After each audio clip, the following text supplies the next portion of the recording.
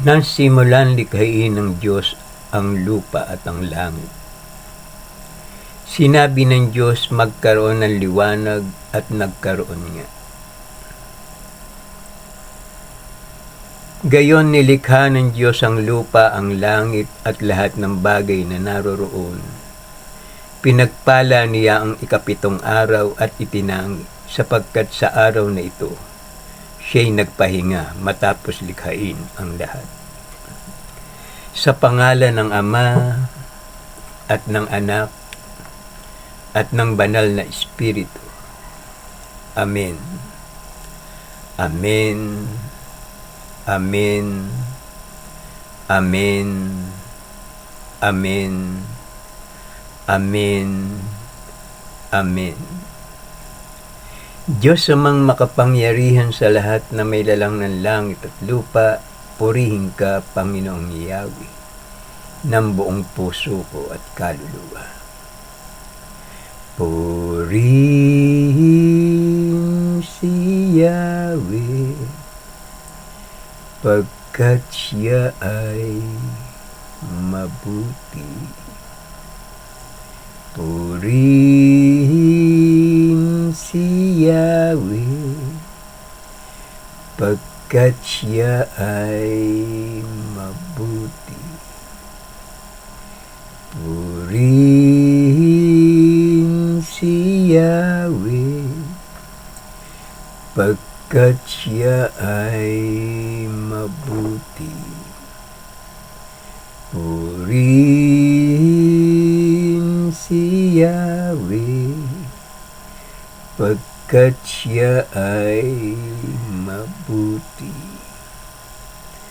Purihin si Yahweh, pagkat siya ay mabuti. Pinupuri ko po ang inyong puso, isip, karunungan, banal na espiritu, banal na kapangyarihan, malinis na pangalan, malinis na kalooban, at sa walang hanggang ninyong kadakilaan. Ama, maghari nawa ang kapayapaan, kasaganahan, pagmamahalan, pagbibigayan, pagmamalasakit, pag-ibig at katarungan. Diyos amang makapangyarihan sa lahat na may lalang ng langit at lupa, dagat at lahat ng mga nakikita natin at pati ang ating buhay. Mga isdang naglalakihan sa karagatan, mga hayop na kinakain sa kalupaan, mga gulay at prutas na nagbibigay sa atin ng kalakasan, mga puno at halamang gamot na ginawa ng Diyos, tinitimpla ito ng parmasyotika upang ipamahagi sa lahat na may karamdaman dito sa bayang Pilipinas at maging sa buong sanlibutan. O kay buti mo, Panginoong Yahweh, marapat lamang na kayo'y pasalamatan, kilalanin, paglingkuran, at sambahin sa pangalan ng Ama at ng Anak at ng Banal na Espiritu. Amen. Amen. Amen. Amen. Amen. Amen. Amen. Maraming salamat po, Ama, sa magandang umaga. Maraming salamat po, Ama, sa lahat ng biyaya na ipinagkakaloob sa amin dito sa bayang Pilipinas. Sa bayang Marilao, Mekawayan, Ilocos, Mindanao, Mindoro, Bicol, Metro Manila, at sa buong karatig, puok at sulok at gitna ng Pilipinas. Ama, mahal na mahal po namin kayo, kayo ang aming Diyos ang maghahari sa bayang Pilipinas. Salamat po sa maganda ninyong kalooban at sa walang hanggang ninyong pag-ibig at pag-iingat sa amin. Salamat po. Amen. Ama, patnubayan niyo ang aking panalangin na kasama ko kayo, kahit saan man ako naroroon. Sapagkat kayo ang nagbigay sa akin ng gawain ito, na dapat ko lamang napahalagahan at bigyan ng buhay. Ang lahat ng bagay ay kayo lamang ang nakakaalam sa aking pagkatao. Kung ano ang aking sinabi, yun ang masusunod. Ama namin, nasa langit ka, sambahin nawa ang pangalan niyo. Kayo nawa ang siyang maghari sa amin. Sundin nawa ang inyong kalooban dito sa lupa, tulad ng sa langit. Bigyan mo kami ng pagkain kailangan namin sa araw na ito at patawarin mo kami sa amin mga kasalanan, para ng pagpapatawad namin sa nagkakasala sa amin. Huwag mo kaming iharap sa mahigpit na pagsubok, kundi layo nyo kami sa masama. Sapagkat sa inyo ang kaharian, kapangyarihan, at ang kapurihan magpasawalang hanggan. Amen. Purihin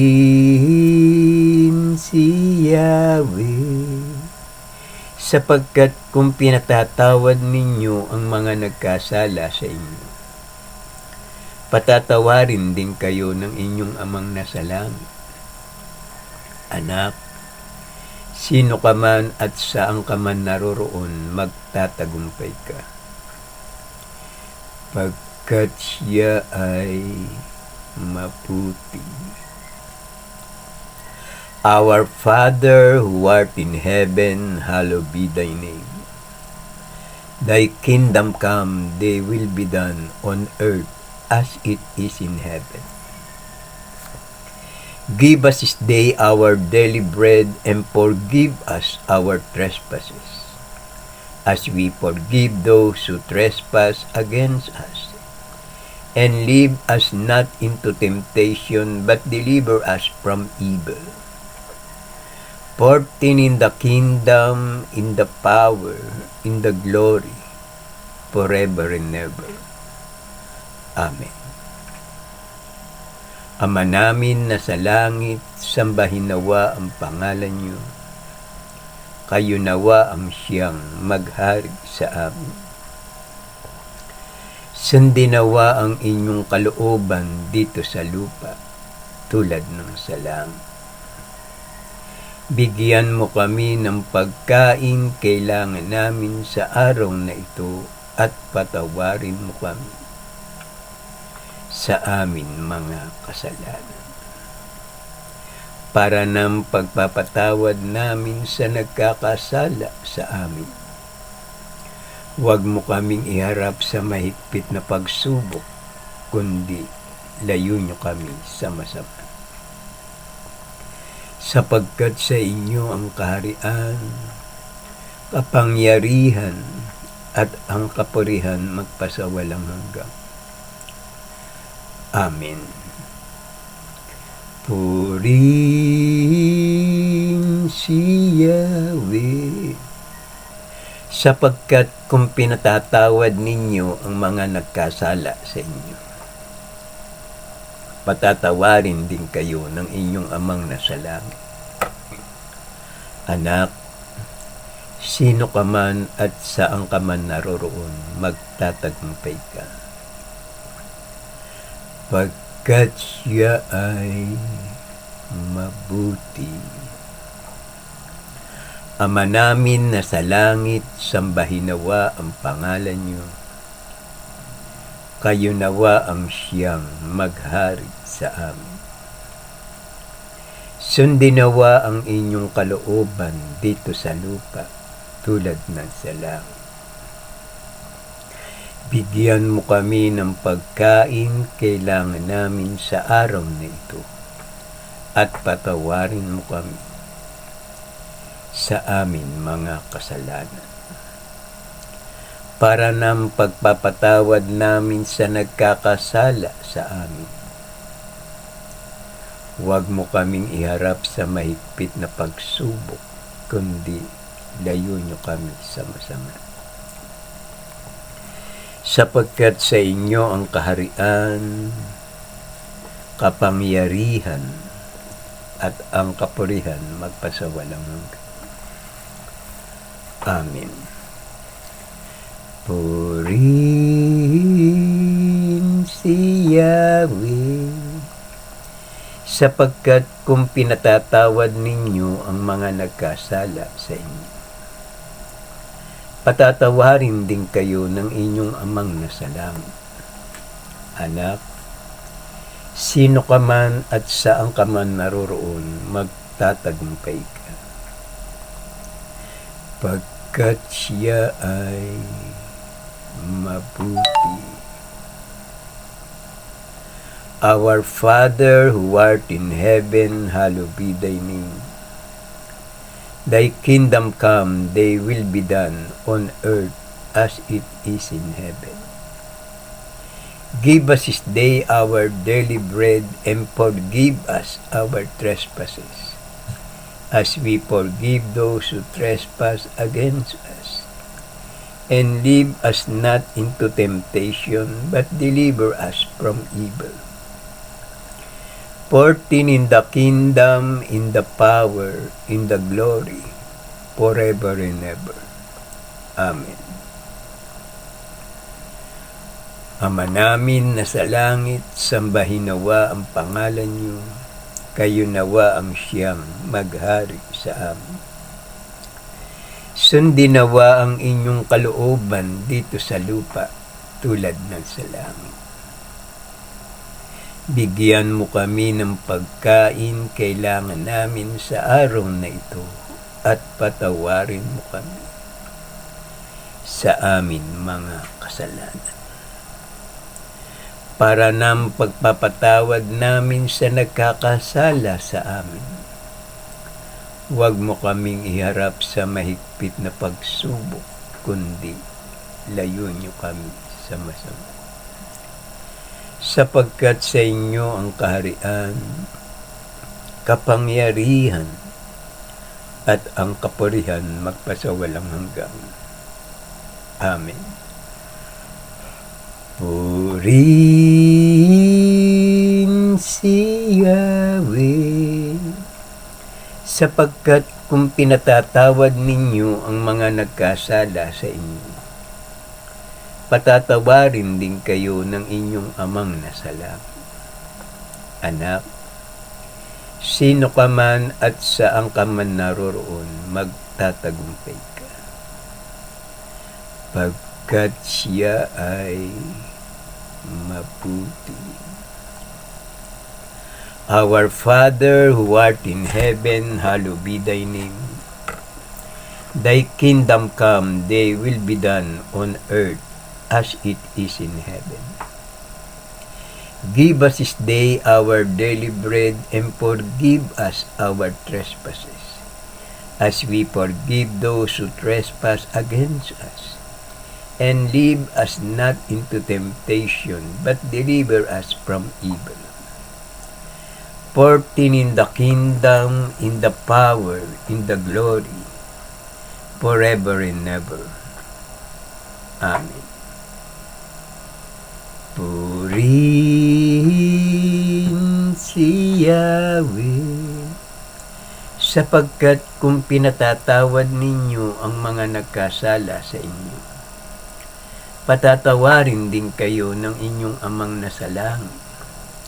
Anak, sino ka man at saan ka man naroroon, magtatagumpay ka. Pagkat siya ay mabuti. Maraming salamat po, Ama, sa panalangin na may pasasalamat.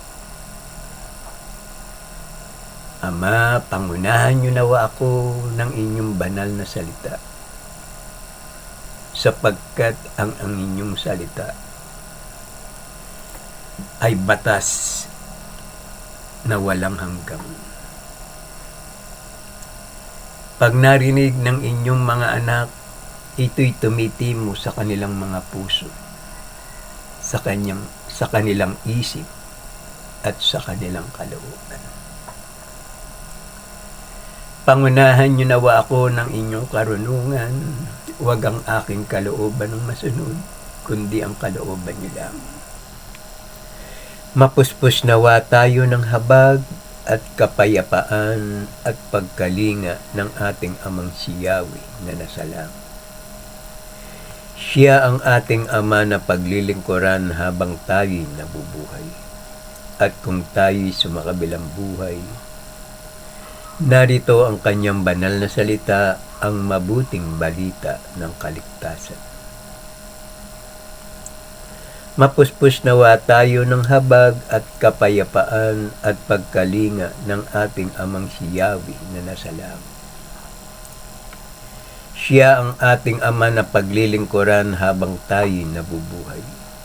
At kung tayo'y sumakabilang buhay, narito ang kanyang banal na salita, ang mabuting balita ng kaligtasan. Iyahayag sa inyo ng ating amang nasa langit ang magandang balita ng likhain niya ang lupa at ang langit, ang dagat at lahat ng nakikita natin at ang ating buhay.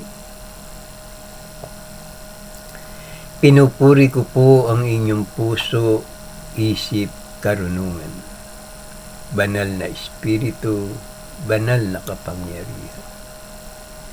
Malinis na pangalan, malinis na kalooban, at sa walang hanggang ninyong kadakilaan. Ama, pangunahan niyo nawa ako ng mabuting balita ng kaligtasan. Ang may pandinig ay makinig. Nang simulang likhain ng Diyos ang lupa at ang langit, sinabi ng Diyos magkaroon ng liwanag at nagkaroon niya.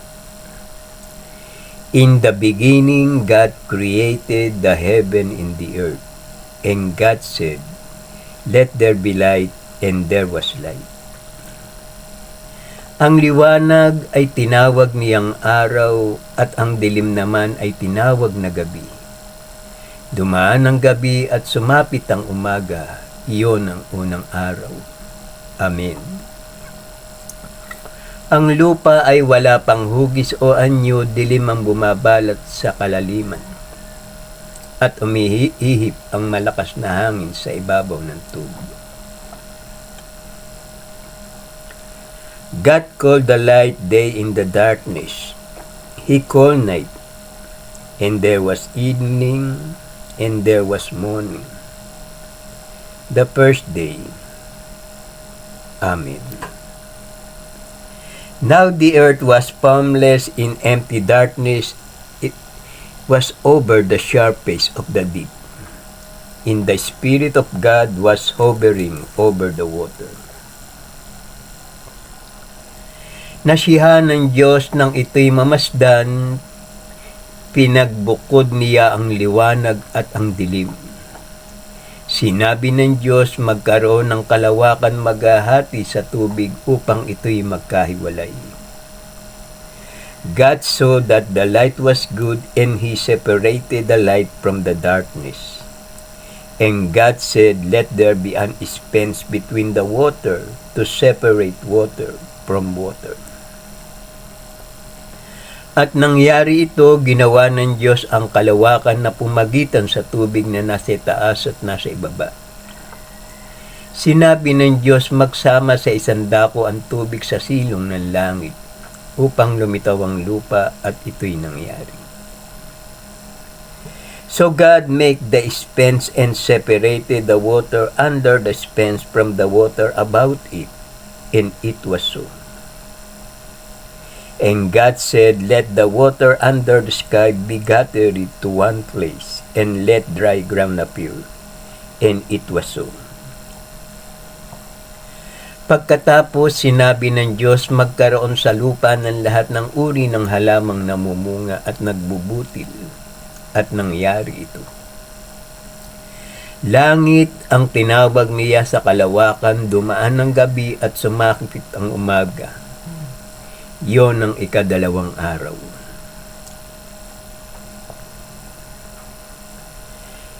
Then God said, "Let the land produce vegetation, seed-bearing plant in the tree of the land, the bear fruit with seed in it according to their various kind." And it was so. God called the expanse of the sky, and there was evening, and there was morning, the second day. Amen. Ang lupa ay tinawag niyang daigdig at karagatan naman ang nagsama-samang tubig, nasihan siya ng ito'y mamasdan. Tumubo nga sa lupa ang gayong mga halaman, nasihan siya sa kanyang ginawa ng ito'y mamasdan. God called the dry ground land, in the gathered water he called sea, and God saw that it was good. The land produced vegetation plant bearing seed according to their kind, and tree bearing fruit with seed in it according to their kind. And God saw that it was good. Dumaan ang gabi at sumapit ang umaga, iyon ang ikatatlong araw. Amen. Mula sa langit ang mga ito'y magsasabog ng liwanag sa daigdig, at gayon nga ang nangyari. And there was evening, and there was morning, the third day. Amen. And let then be light in the expanse of the sky to give light on the earth, and it was so. Inilagay niya sa langit ang mga tanlaw na ito upang magsabog ng liwanag sa daigdig. Sinabi pa ng Diyos, magkaroon ng mga tanlaw sa langit para mabukod ang araw sa gabi. Ito ang magiging batayan sa bilang ng mga araw, taon at kapistahan. God set then in the expanse of the sky to give light on the earth. And God said, "Let there be light in the expanse of the sky to separate the day from the night, and let them serve a sign to mark season, and day and year." Nilikha ng Diyos ang dalawang malaking tanlaw, ang araw upang tumanlaw sa maghapon at ang buwan upang magbigay liwanag kung gabi. Nilikha rin niya ang mga bituin, tumanlaw kung araw o gabi, at magbukod sa liwanag at dilim. Pinagmasdan ng Diyos ang kanyang ginawa at siya'y nasiyahan. God made to great light, the greater light to coven the day, in the lesser light to coven the night. He also made the stars to coven the day in the night, and to separate light from darkness. And God saw that it was good. Dumaan ang gabi at sumapit ang umaga, iyon ang ikaapat na araw. Nilikha ng Diyos ang dambuhala sa dagat at lahat ng bagay na nabubuhay sa tubig at lahat ng uri ng ibon. Minasdan niya ang kanyang ginawa at siya'y nasiyahan. And there was evening, and there was morning, the fourth day. Amen. So God created the great creature of the sea, and every living, moving thing with which the water teem according to their kind, and every winged bird according to its kind. And God saw that it was good. Dumaan ng gabi at sumapit ang umaga, iyon ang ikalamang araw. Sinabi ng Diyos, magkaroon sa tubig na maraming bagay na may buhay, magkaroon din ng mga ibon sa himpapawid. And there was evening, and there was morning, the fifth day. Amen. And God said, "Let the water teem with living creature, and let birds fly about the earth across the expanse of the sky."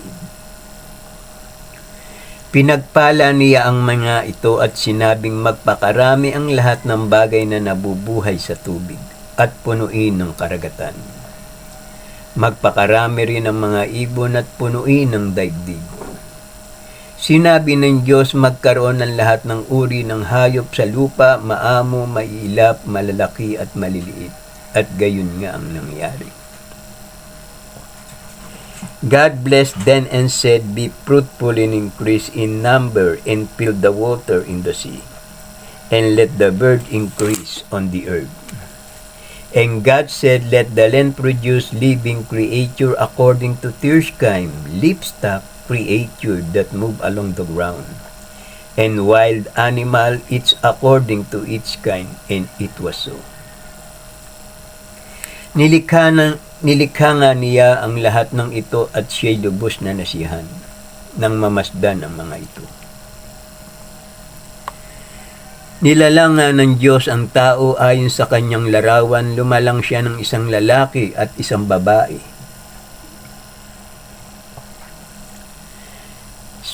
God make the wild animal according to their kind, the livestock according to their kind, and all the creature that move along the ground, according to their kind, and God saw that it was good.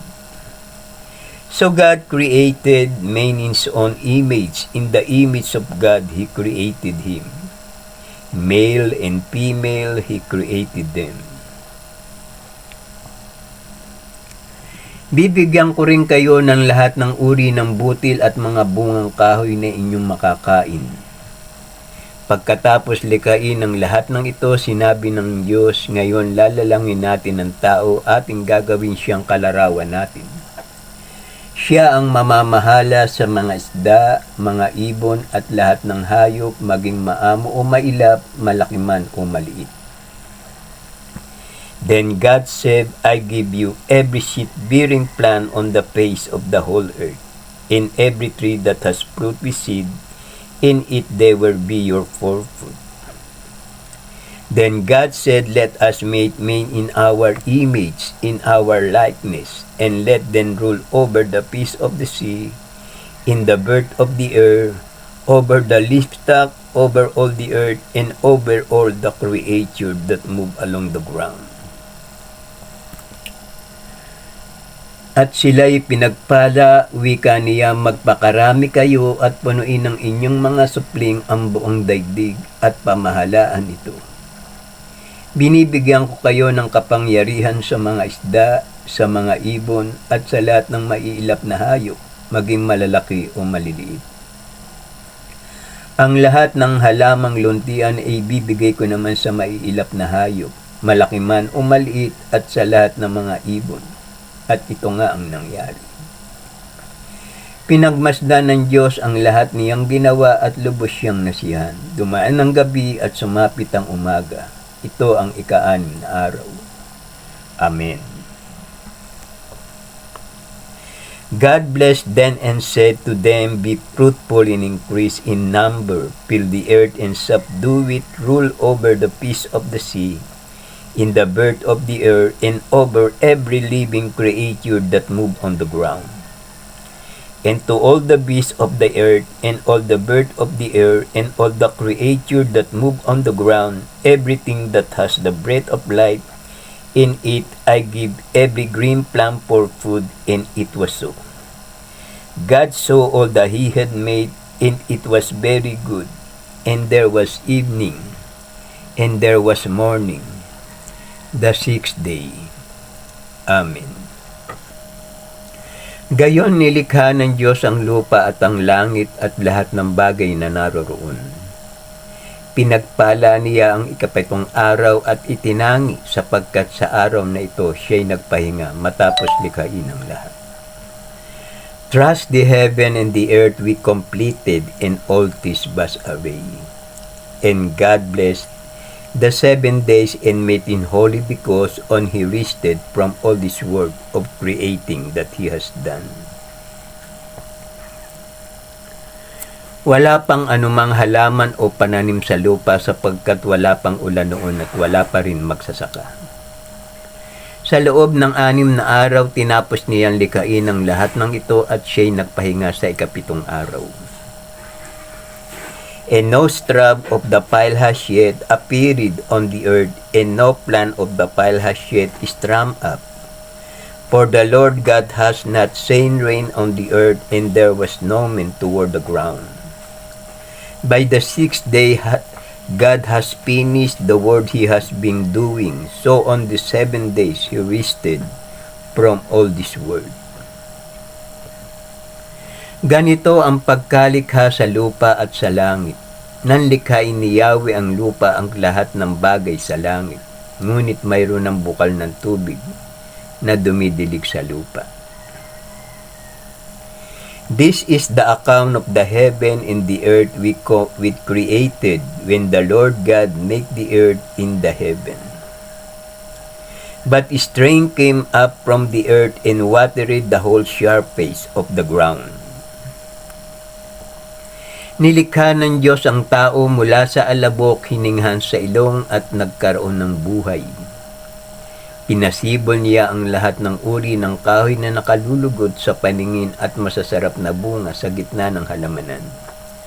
Naroon ang punong nagbibigay buhay at ang punong nagbibigay ng kaalaman tungkol sa mabuti at masama. The Lord God formed the man from the dust of the ground and breathed into his nostril. The breath of life in the man became a living being. And the Lord God make all kinds of tree grow out of the ground, tree that be pleasing to the eyes and good for food in the middle of the garden, when the tree of life in the tree of the knowledge of good and evil. Ito ang una ay tinawag na pison at ito'y umaagos sa lupain ng Habila. Naglagay si Yahweh ng isang halamanan sa Eden sa dakong silangan at doon dinala ang taong kanyang nilalang. The name of the first in the pison, it went through the entire land of Havilah when there is good. Now the Lord God has planted a garden in the east in Eden, and there he put the man he has formed. Umaagos sa Eden ang isang ilog na dumidilig sa halamanan. Paglabas doon, ito'y nahahati sa 4 na sanga. Landay ang ginto roon at marami rin bidelyo at batong unais. A river watering the garden flow from Eden. From there it was separated into 4 headwater. The gold of the land is good, aromatic resin and oxy are also there. Ang ikadalawang sanga ng ilog ay tinawag na Manggihon at umaagos sa lupain ng Ethiopia. Inilagay ni Yahweh ang tao sa halamanan ng Eden upang ito'y pangalagaan at pagyamanin. The name of the second river in the Gihon, it went through the entire land of Cos. The Lord God took the man and put him in the garden of Eden to work it and take care of it. Maliban sa bunga ng punong kahoy na nagbibigay ng kaalaman tungkol sa mabuti at masama, huwag mong kakanin ang bungang iyon. Mamamatay ka kapag kumain ka niyon. Tigris naman ang itinawag sa ikatatlong sanga at umaagos naman ito sa silangan ng Assyria at ang ika-4 na sanga ay ang Euphrates.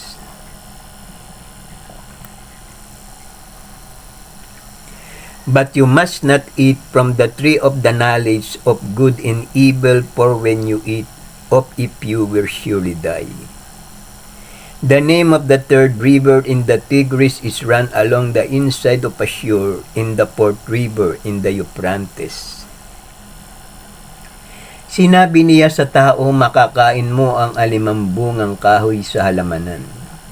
Matapos gawin ang lahat ng ito, sinabi ni Yahweh, hindi mainam na mag-isa ang tao, bibigyan ko siya ng makakasama at makakatulong.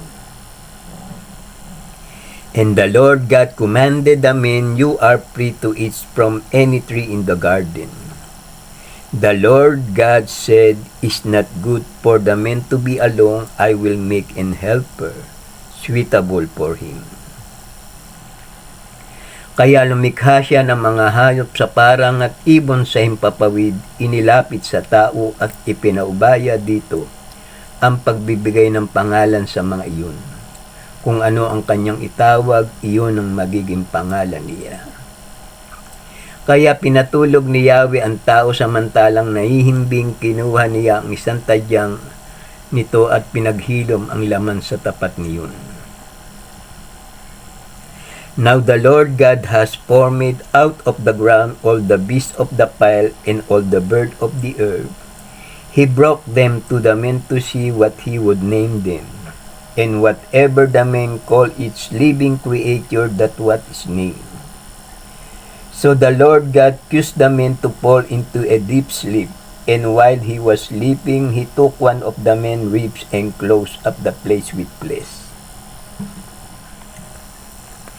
Sinabi ng lalaki sa wakas, narito ang isang tulad ko, laman ng aking laman, buto ng aking buto.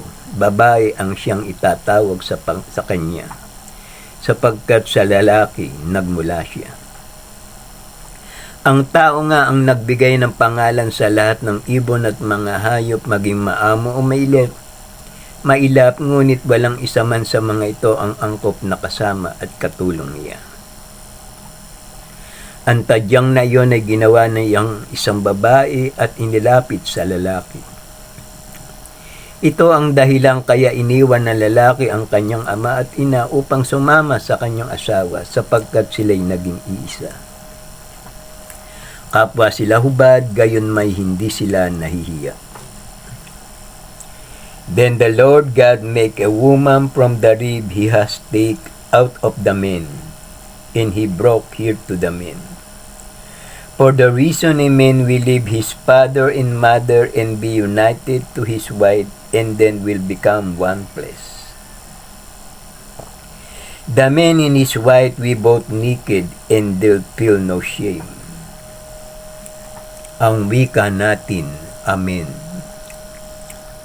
Sa ating Diyos ang kapurihan, kadakilaan, karunungan, pasasalamat, karangalan, kapangyarihan, kalakasan, katarungan, pagmamahalan, pagmamalasakit, at pagtatagumpay, ngayon at magpakailanman.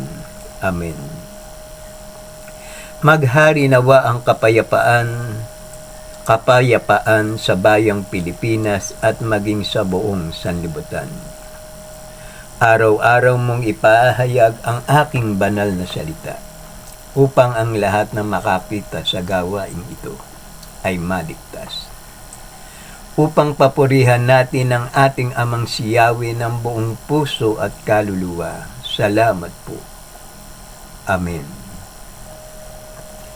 Ito ang gawain na may pasasalamat sa Diyos kung tayo'y mananalangin at hihingi sa banal niyang pangalan.